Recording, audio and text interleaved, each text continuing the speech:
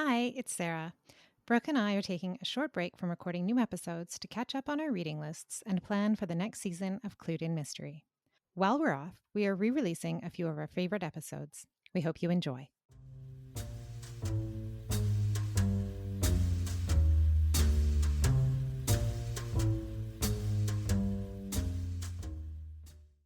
Welcome to Clued in Mystery. I'm Sarah. And I'm Brooke, and we both love mystery. Hi, Brooke. Hi, Sarah. How are you? I'm doing really well. How about you? I'm great. And I'm excited to talk about today's topics, unusual formats. Yeah, so as mystery fans and mystery readers, we are most familiar with stories that, follow the progression of the detective as he or she gathers the clues and interviews suspects and comes to a conclusion about who the culprit is. Or maybe in a domestic thriller, we see the perspective of different characters, we get their interpretation of events until the final big reveal at the end. But I've recently noticed a few mysteries that are told in unusual formats. So when I first proposed this topic to you, I was thinking of Gillian McAllister's book, Wrong Place, Wrong Time, which is told in reverse. It opens with a woman witnessing her son commit a crime, and then she relives time leading up to the event, trying to prevent it. It was a fascinating read, and I highly recommend it for anyone who's looking for something different. Most of the stories that I've found that are what you would consider unusual formats are epistolary. And so, the epistolary novel has been around for years. And while I was doing the research, I found a list published by Book Riot that shows love letters between a nobleman and his sister, written in 1684 by Aphra Behn as one of the first epistolary novels. Dracula, published in 1897, is probably one of the most famous epistolary novels, with letters written between characters. I think for me, the appeal of this kind of a story is feeling that you're reading something that isn't intended for you. It's like reading a reply all email chain or a long Facebook argument. You can't help yourself getting drawn in. Another example of early mystery fiction told in an epistolary format is The Woman in White, published in 1859 by Wilkie Collins. More recently, there are books incorporating audio transcripts and other technology that we are more familiar with in the 21st century. For example, transcripts from podcast episodes or text messages. I think of Holly Jackson's A Good Girl's Guide to Murder as a great example of this. Brooke, I know that you read The Christmas Appeal by Janice Hallet, which is told through emails and text messages, as is her first book, The Appeal. And she's written a couple of other books that also explore different ways of telling mysteries. Another unusual format is a book within a book. So I really enjoyed Sulari Gentill's The Woman in the Library, which was published in 2022, especially because of the author is sleuth perspective in this book. Golden Age author Dorothy L. Sayers published one book in 1930 that doesn't include her sleuth, Peter Wimsey, but is told in a series of letters titled Documents in the Case. I recently started reading it. Like I said earlier, it's really interesting to just read something that is intended for someone else. So, Brooke, have you, in addition to reading The Christmas Appeal, have you read anything like this? Yeah, and I love epistolary novels. Ever since being a lit major a long, long time ago, I love them. And for the same reason that you say, Sarah, it feels like you are in someone else's business, like you're somewhere and you're getting the goods that you're not supposed to be there. It's that voyeurism feeling. But one book that I can think of that I recently read that utilizes an unusual format is Ink Black Heart. And this is, I think, the fifth book in the Robert Galbraith series. It came out in 2022.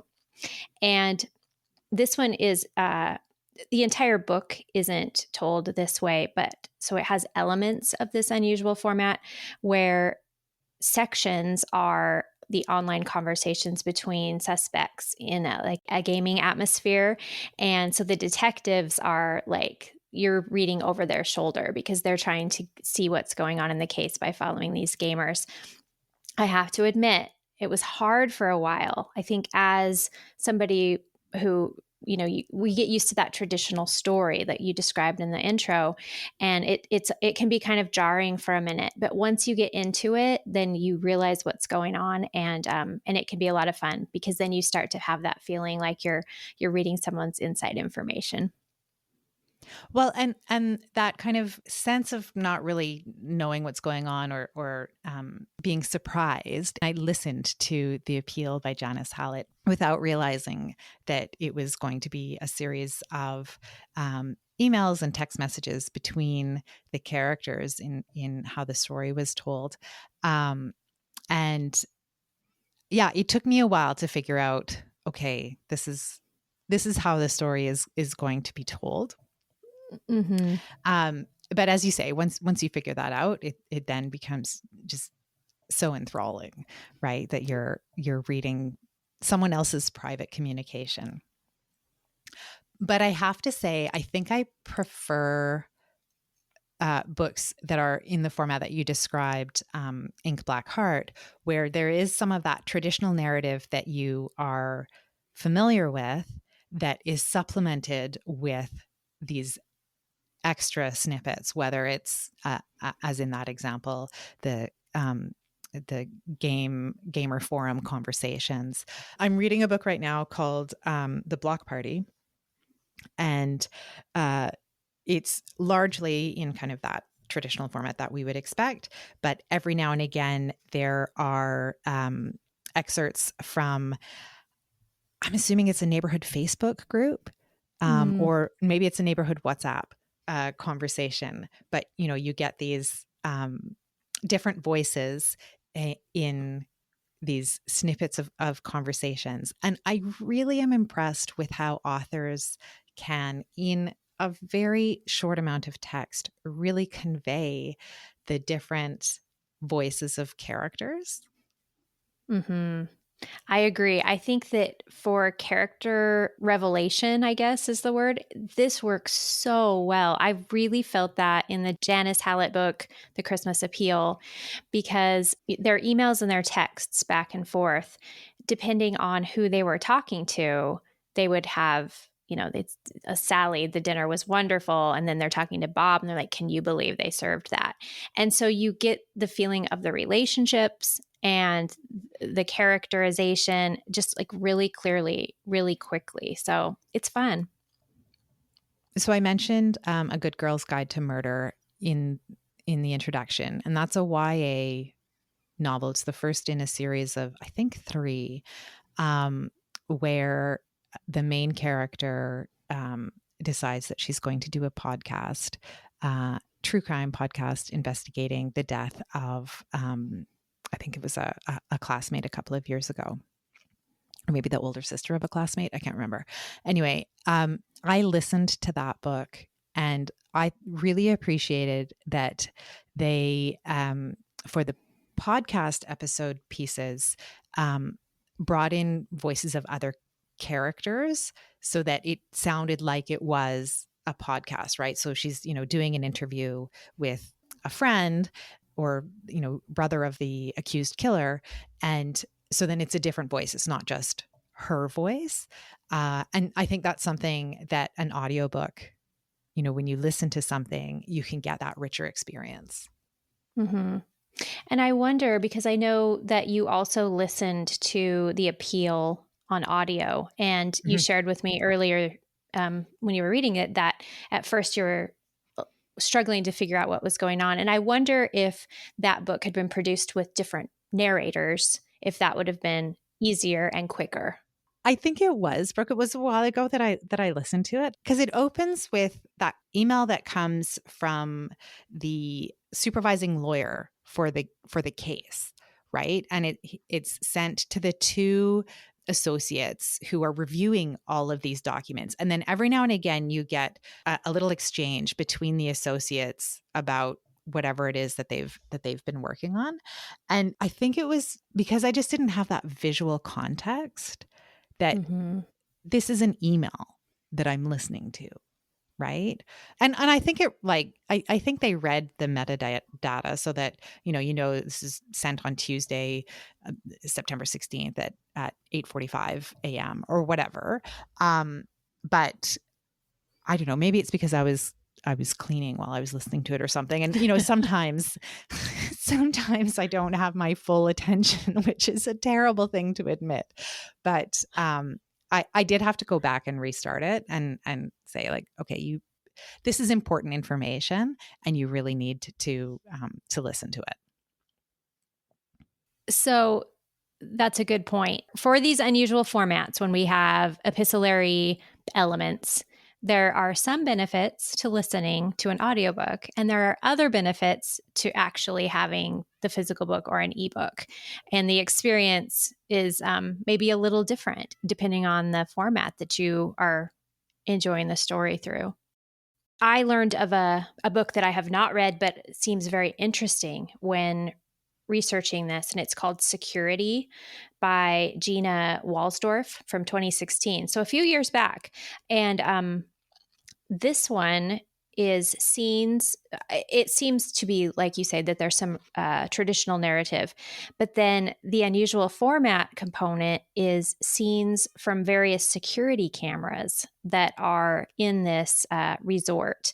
So you get verbal description of what's happening on security cameras, at that moment. So at that time of day, what's happening on each camera. I find the idea of it a little jarring. Like speaking of trying to incorporate the idea of reading a series of emails or texts, like this is visual description. But I did see that a few reviewers basically said what you and I did, which was it was a little hard to get into, but once I did, that they really got that sensation of voyeurism in this particular novel. Oh, that sounds really interesting. And so my hold didn't come through from the library in time for me to read Kara Hunter's Murder in the Family, which was released last year. But apparently it uses television transcripts and other media excerpts to tell the story. And it sounds, similar to what you were just describing. And honestly, I can't wait to read it. Like, I think it'll be I hope it is a really interesting read. Another unusual format that I read, I think this was last year, was Tell Me What Really Happened. And again, this is YA, and it is a series of police interviews with a group of kids who I think one of them has gone missing. And so they're trying to figure out what's happened. They went on a camping trip and one of them didn't come home. So it's because the characters are all teenagers, you get that kind of teenage voice that seems a little bit more pronounced because it's supposed to be what they're saying or what they've said rather than, when we're reading a book featuring teen characters, the descriptions of what they're doing isn't written as a teenager would speak. I think that these unusual formats lend themselves really nicely to the idea of unreliable narrators because you're getting the words straight from them. It actually reminds me a lot of the idea of Gone Girl because we're seeing her words in her alleged journal. And then we later find out that it was a lie. And so I guess, earlier, I'm almost saying the opposite of what I've said earlier. It's just where we really learn a lot about the characters. But in this sense, the characters, we can get a really good unreliable narrator twist later because we think we're seeing their honest, true thoughts, their honest statement to the police officer, and then later discover that we've been had. Yeah, and I think that's a really good point, Brooke, because it probably depends on the format of how their thoughts are being conveyed to us, right? Mm-hmm. So in those group chats, someone's true colors are more likely to come through than, as you say, if they're writing something that they're expecting someone else to read, right? So Mm-hmm. their diary, or even if it's a letter to someone, or an email to someone. I don't know if people are more cautious in email because there's always a risk that it could, once you've sent it off, it could be forwarded to anybody, right? Mm-hmm. Which is far less likely to happen if you're handwriting a letter, for example. Exactly. Yeah, it's such a creative opportunity for authors who are willing to take on this challenge. Thinking about Janice Hallet, she really seems to have done exactly that, right? I think all of the books that she's published have played with format. So the Appeal and the Christmas Appeal are these transcripts of emails and text messages that the legal team is reviewing. Her second book, The Twyford Code, is audio transcripts. And her third book, The Mysterious Case of the Alperton Angels, I haven't read that yet, so I don't know what that format is, but she really seems to be leaning into that. And Mm-hmm. I read another book after I read Wrong Place, Wrong Time by Gillian McAllister. I read another book by hers, and it was a much more traditional format in terms of the way that the book was told. And obviously, like once you've done a story in reverse, you're probably not going to tell all of your stories like that. But hats off to Janice Hallet for like really playing with that format. Absolutely. You mentioned the book within a book format, and I hadn't thought of this, but many of Robert Goddard's books, and we spoke about him in our recent winter TBR lists, are similar to that because you're oftentimes getting large portions of a character's journal, because many times he does like a past tense and a present tense way to tell a story, which I suppose is an unusual format in and of itself. You go to the past and hear part of the story, and then you come back to the future, but a lot of times that's done in someone's journal. And I love that as well. I love that idea of books within books, or getting inside someone's journal. As far as film and TV goes, probably the only way to do much of unusual formats, because we are talking about visual, is probably the first example that you talked about, those nonlinear or time shift kind of Mm-hmm. stories. And we do see that an awful lot, where the first scene you see in the mystery show or movie is maybe the crime, or maybe you see the villain, but you don't know who it is. And then we go back to the beginning and tell the rest of the story. That's a pretty common way to tell a story visually. But I will say that, we are looking at a nonlinear story then. Mm-hmm. That's a good point. And in Wrong Place, Wrong Time, she relives days in sequence, right? So like she goes back one day, and then she goes back 2 days, and then she goes back 5 days. Like, so she realizes she's reliving um significant moments. And it's Mm-hmm. kind of that, if I could have made a different choice, what would have happened, right? She's kind of playing with that in the book.